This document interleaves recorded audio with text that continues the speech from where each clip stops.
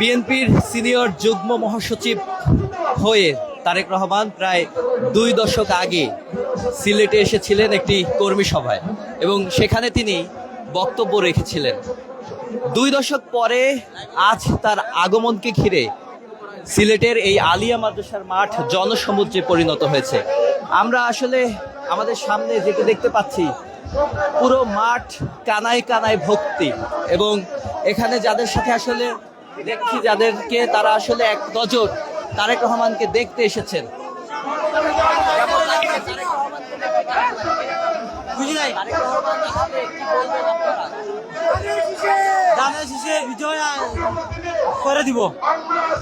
এখানে আসলে যারা রয়েছেন তারা বলছেন যে তারেক রহমানকে একবার দেখার জন্যই তারা এসেছেন এবং এখানে আমরা যাদেরকে দেখতে পাচ্ছি এখানে কিন্তু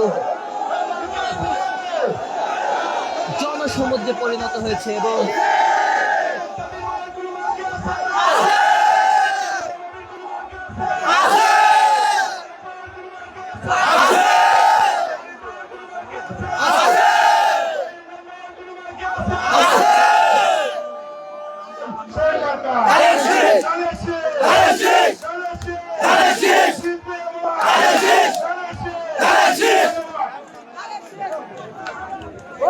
দর্শক, কাল তারেক রহমান একটি অভ্যন্তরীণ বিমানে তিনি কিন্তু সিলেটে পৌঁছেছেন এবং তার পরবর্তী সময় তিনি কিন্তু হযরত শাহজালাল রহমাতুল্লাহ আলাইহির যে মাজার, সেখানে তিনি মাজার জিয়ারত করেছেন এবং দোয়া করেছেন। এরপরই ওখানেই আসলে এমএজি ওসমানীর যে কবর, সেটিও তিনি জিয়ারত করেছেন। এরপর পরে তিনি হযরত শাহপরান রহমাতুল্লাহ আলাইহির যে মাজার, সেখানে গিয়েছেন। সেখানে তার মাজার জিয়ারতের পর দোয়া করেছেন এবং সেই সময়ে যারা তার সামনে ছিলেন, যারা উৎসুক জনতা তাকে দেখতে গিয়েছে, বিএনপির নেতা কর্মীরা তাকে দেখতে গিয়েছিলেন, তাদেরকে দোয়া করতে বলেছেন।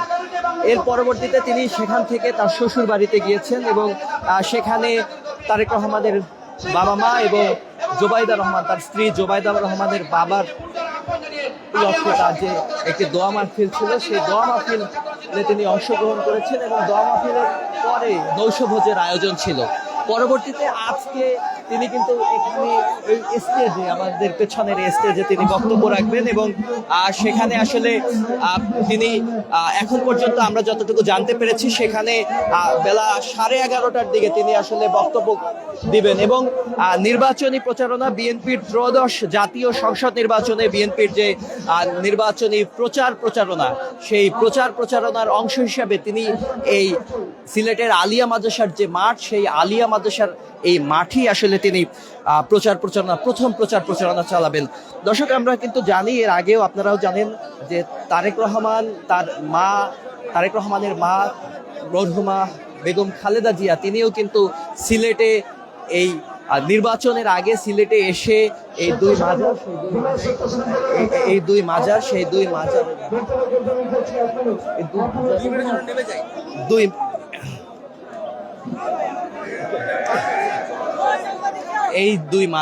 দুই মাজারে তিনি জিয়ারত করতেন। এরপরে তিনি কিন্তু নির্বাচনী প্রচারণা শুরু করেছেন। সেই স্থানীয় নেতাকর্মী আছে, তারা কথা বলছেন। এরপরে আসলে বিএনপির কেন্দ্রীয় নেতাকর্মী এখানে বক্তব্য দিবেন। তার পরবর্তী সময়ে তারেক রহমান এখানে আসবেন এবং এখানে এসে তিনি বক্তব্য দিবেন।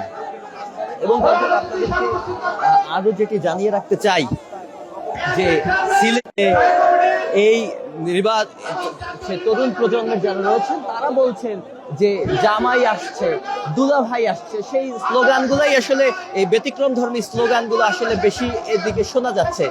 এবং আমরা যদি আপনাদেরকে দেখি, আলিয়া মাদ্রাসার যে মাঠ, সেই মাঠ আসলে একেবারে কানায় কানায় ভর্তি। এখানে যে নেতাকর্মীরা রয়েছেন তারা কিন্তু কাল রাতেও আমরা দেখেছি অনেক নেতাকর্মী এখানেই আসলে রাত্রি যাপন করেছেন।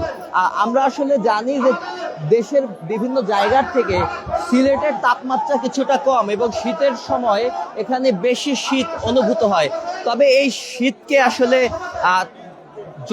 গায়ে জড়িয়ে তারা আসলে এখানে ছিলেন। তাদের সাথে যখন কথা বলছিলাম কাল রাতে, তখন তারা বলছিলেন যে আসলে তারেক রহমান কাল এখানে আসবেন, এর জন্য আমরা দূর দূরান্ত থেকে এখানে এসেছি। এবং তারা বলছিলেন যে আমাদের আসলে শীত লাগছে না এখানে, কালকে যে জনসমাবেশ হবে সেই জনসমাবেশ সফল করাই তাদের একমাত্র লক্ষ্য। এবং এই মুহূর্তে বিএনপি স্থায়ী কমিটির সদস্যরা এখানে কথা বলছেন এবং আর কিছুক্ষণ পরেই, এখন ঘড়ির কাঁটায় যে সময় সেটি 11:03, 11:30টার দিকে তারেক রহমান এই যে ময়দান, এই জনসমাবেশে তিনি বক্তব্য রাখবেন। এবং আপনাদেরকে জানিয়ে রাখতে চাই, বিএনপি কিন্তু এবারের যে ত্রয়োদশ জাতীয় সংসদ নির্বাচনের প্রথম প্রচারণা বিএনপি এখান থেকে শুরু করছে এবং তারেক রহমানও এই জনসভা থেকেই তার নির্বাচনী প্রচারণা শুরু করবেন। আর কিছুক্ষণের অপেক্ষা, এখানে জনসমুদ্রে ভরে গেছে। শুধুমাত্র এই মাঠেই না, এই মাঠের আসলে পরের যে জায়গাগুলো, পাশের যে রাস্তা এবং পাশের যে রাস্তা, সেই রাস্তাও কিন্তু আসলে কানায় পূর্ণ। এই জায়গাগুলোতে আপনাদেরকে যদি একটু দেখানোর চেষ্টা করি, তারেক রহমানের আগমন উপলক্ষে এখানে ব্যানার ফেস্টুন সাটিয়ে তারপরে কিন্তু পুরো জায়গায় তাকে অভ্যর্থনা দেওয়ার জন্য ব্যানার ফেস্টুন সাজানো হয়েছে ডিভাইডারে এবং আমরা যে ল্যাম্পপোস্ট গুলো রয়েছে সেখানেও কিন্তু আমরা দেখেছি ব্যানার ফেস্টুন, সেগুলো কিন্তু সাটানো হয়েছে। পাশাপাশি বিভিন্ন জায়গায় এখনো মিছিল ঢুকছে, এখনো এই মাঠ পরিপূর্ণ হয়ে গেছে, তবে এখনো কিন্তু মিছিল ঢুকছে এবং রাস্তায় মিছিল হচ্ছে এবং অনেকেই যারা সাধারণ মানুষ আছে তারা কিন্তু অনেকেরই বাসাবাড়ির যে জানালা সেখান থেকে দেখছে এবং অনেক মহিলা নেতাকর্মীও এখানে এসেছেন, তবে দেরি হয়ে যাওয়ায় পুরুষদের দখলেই কিন্তু পুরো মাঠটি। সেই জায়গা থেকে সামনের জায়গায় কিছু নারী নেতাকর্মীও রয়েছেন।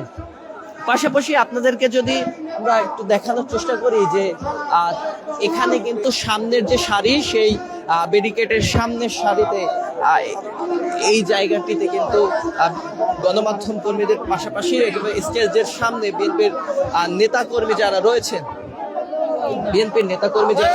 তারাও কিন্তু এই জায়গাটিতে আছেন এবং সামনে আসলে স্টেজ রয়েছে এবং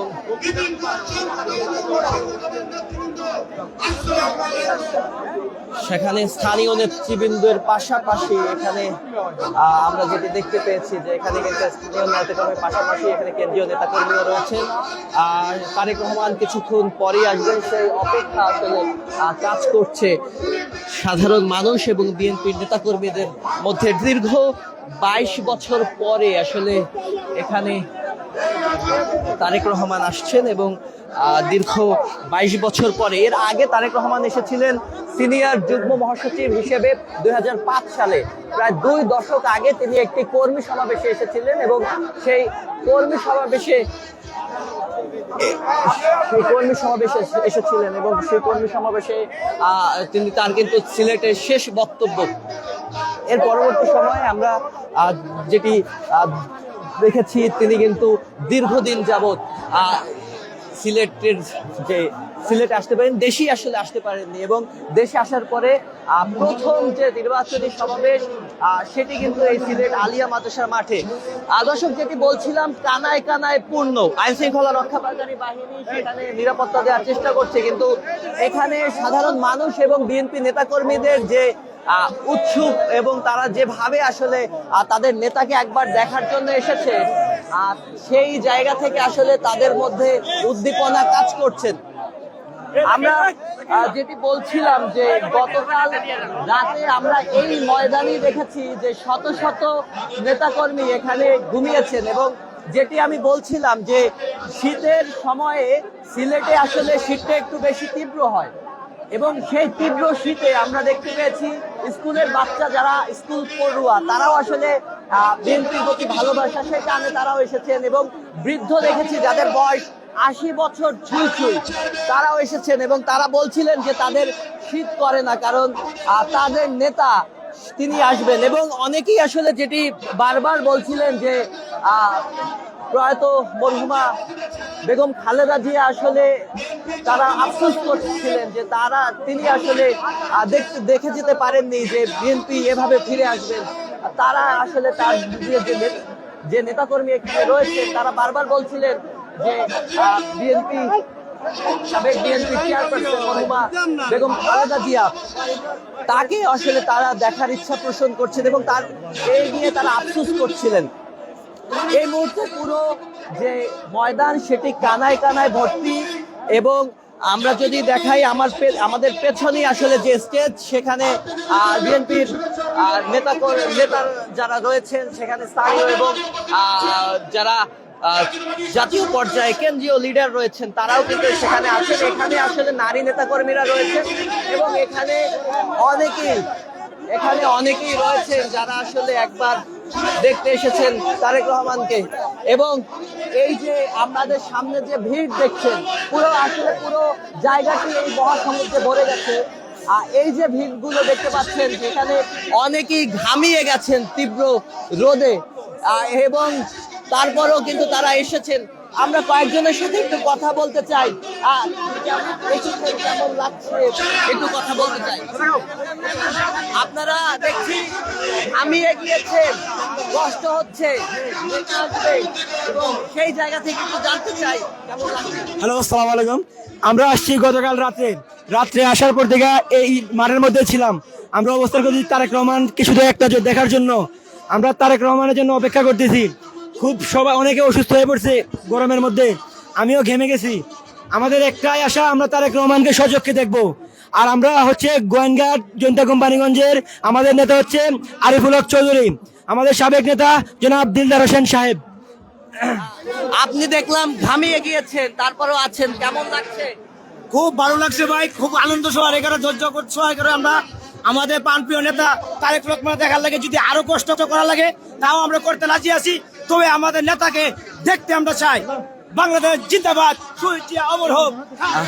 আমরা আসলে যেটি দেখতে পাচ্ছিলাম যে অনেকেই ঘামিয়ে গিয়েছেন, কিন্তু তারপরেও তারা কিন্তু আসলে এই যে তারেক রহমানের দেখার যে ইচ্ছা পোষণ করছেন সেই জায়গা থেকে আসলে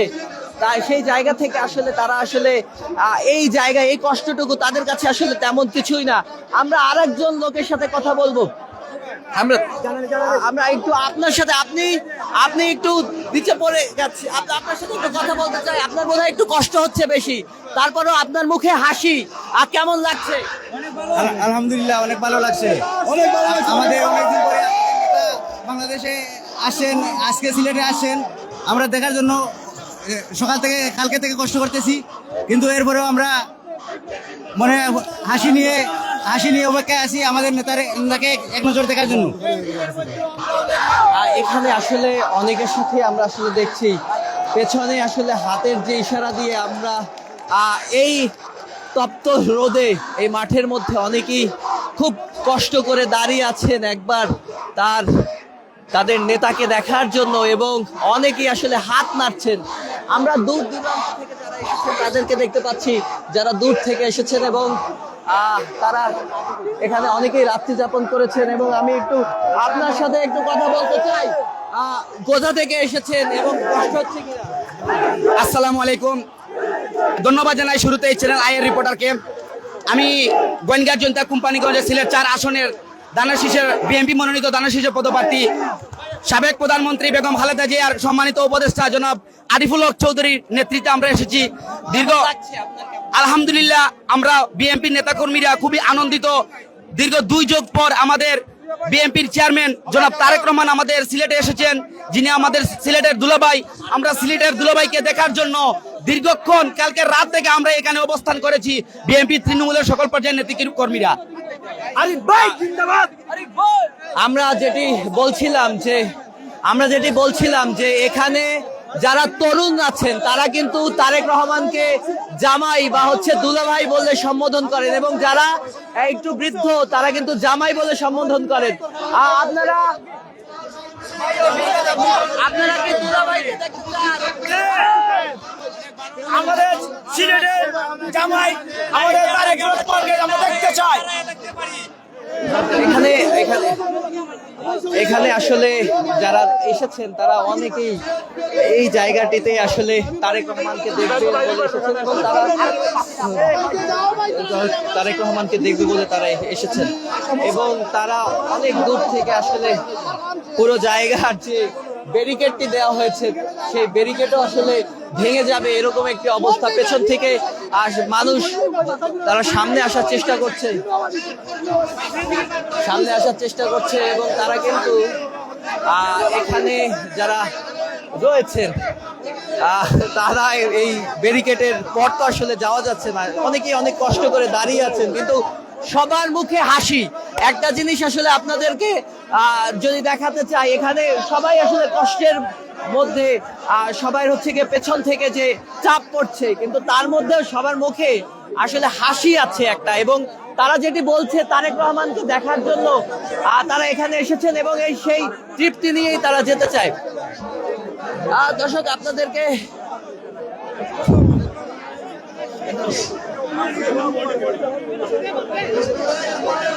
এখানে আসলে পুরো জায়গায় আসলে যেটি আপনারা সেই জায়গা থেকে আসলে তারেক রহমান আসার পরেই আসলে তারা খুশি হবেন এবং তারা বলছিলেন যে তারেক রহমানকে একটু দেখবেন এবং সেই জায়গা থেকে যেটি আসলে আর কিছুক্ষণের অপেক্ষা যারা রয়েছেন। পুরো আলিয়া মাদ্রাসার মাঠ কানায় কানায় পূর্ণ, সেখানে যারা আছেন আসলে সবাই দেখতে পাচ্ছি যে তারেক রহমানকে দেখার জন্য তাদের যে আগ্রহ। অনেকেই কাল রাতে এসেছেন, কাল রাতে এখানে থেকেছেন, তার আগেও অনেকে এসেছেন, কেউ হোটেলে উঠেছেন, কেউ এই যে মাঠেই আসলে তারা রাত্রি যাপন করেছেন এই শীতের মধ্যে, অনেকেই আসলে এখানে আছেন। এবং আপনাদেরকে যেটি দর্শক আবারও জানিয়ে রাখতে চাই, গতকাল বুধবার রাত 8:15টার দিকে ঢাকা থেকে একটি অভ্যন্তরীণ ফ্লাইটে সিলেটে ওসমানী বিমানবন্দরে কিন্তু তারেক রহমান অবতরণ করেন। এরপরই তিনি 9:20 বা 22 মিনিটের দিকে তিনি হযরত শাহজালাল রহমাতুল্লাহ আলাইহির মাজার, সেই মাজারে যান এবং মুক্তিযুদ্ধের সর্বাধিনায়ক MAG ওসমানীর কবর জিয়ারত করেন। এরপরে 10:30টার দিকে তিনি হযরত শাহপরান রহমাতুল্লাহ আলাইহির মাজারে যান এবং শেষে তিনি শ্বশুর বাড়িতে যান। এবং আপনারা দর্শক জানেন যে সিলেটে আসলে তার শ্বশুর বাড়ি, পাশাপাশি সাবেক মন্ত্রী এবং বাংলাদেশ বিমান বাহিনীর অ্যাডমিরাল মাহবুব আলী খান তার শ্বশুর, তার স্ত্রী ডক্টর জুবাইদা রহমানের বাবার যে বাড়ি সিলেটের দক্ষিণ সুরমার বিরেহামপুরে এবং সেই জায়গায় আসলে তিনি গিয়েছিলেন এবং এরপরে তিনি এই সিলেটেরই গ্র্যান্ড হোটেল, সেখানে তিনি গতকাল রাতে থেকেছেন, রাত্রি যাপন করেছেন। এবং আজকে কিন্তু তিনি যেটি তার পূর্ব ঘোষিত যে আজকের যে সমাবেশ, সেই সমাবেশে তিনি বক্তব্য রাখবেন, সেই সমাবেশে বক্তব্য রাখবেন এই মাঠেই আসলে তিনি আলিয়া মাদ্রাসার মাঠ, এখানেই তিনি বক্তব্য রাখবেন। এবং আপনাদেরকে দর্শক যেটি জানিয়ে রাখতে চাই, এখানে কিন্তু এই যে স্টেজ আপনারা দেখতে পাচ্ছেন, এখানে 300 ফুটের এই স্টেজ, সরি দর্শক, এটি 30 ফুটের একটি স্টেজ এবং এখানে প্রায় 300 নেতাকর্মী থাকার কথা রয়েছে। তবে এখন আমরা দেখছি বিএনপির যারা রয়েছেন এই সিলেট অঞ্চলের নেতাকর্মী এবং তারাই কিন্তু এই মুহূর্তে, এবং পাশাপাশি সিনিয়র নেতাকর্মী যারা রয়েছেন, কেন্দ্রীয় সিনিয়র নেতাকর্মী যারা রয়েছেন, তারাও কিন্তু এখানে এসেছেন এবং তারাও আছেন এবং তারা কিছুক্ষণ পরে আরও নেতাকর্মী যারা তারেক রহমানের সফর সঙ্গী, তারাও কিন্তু এখানে আসবেন এবং তারেক রহমান আর কিছুক্ষণের মধ্যেই এখানে আসবেন। 11:17 বাজে আর হয়তো আর কিছুক্ষণের অপেক্ষা, 11:30টায় তার এখানে বক্তব্য রাখার কথা। এবং আমরা দর্শক আপনাদেরকে এই তারেক রহমানের যে বক্তব্য সেটি সরাসরি দেখানোর চেষ্টা করব। তারেক রহমানের বক্তব্য সরাসরি দেখানোর চেষ্টা করব, পাশাপাশি আজকের যে নির্বাচনী প্রচারণা, সেই নির্বাচনী প্রচারণা সরাসরি দেখতে এবং তারেক রহমানের আগমন এবং তার প্রথম ত্রয়োদশ জাতীয় সংসদ নির্বাচনে তার প্রথম যে নির্বাচনী প্রচারণা এবং তার বক্তব্য সেটি দেখতে চ্যানেল আই এর সঙ্গেই থাকুন। ধন্যবাদ সকলকে।